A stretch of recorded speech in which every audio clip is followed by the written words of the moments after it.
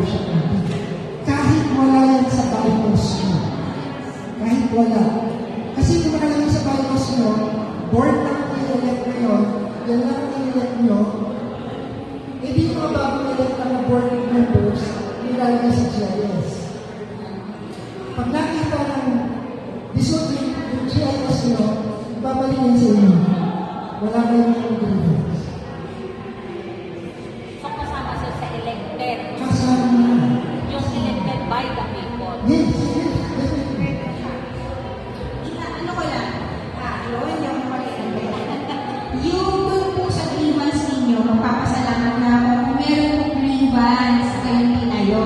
Bakit? Kasi malaking tulong po yan sa barangay. May mga susunod ko lang, tinutulong na sa amin. Kasi mas masakit po pakinggan kapag sinabing pinabarangay na ako kaysa pinahuwag mo ako.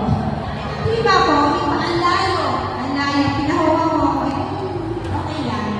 Pero yung pinabarangay mo, ang hirap tanggapin. Pero yung pinahuwag, parang wala lang. Di ba po? Nabarangay ako.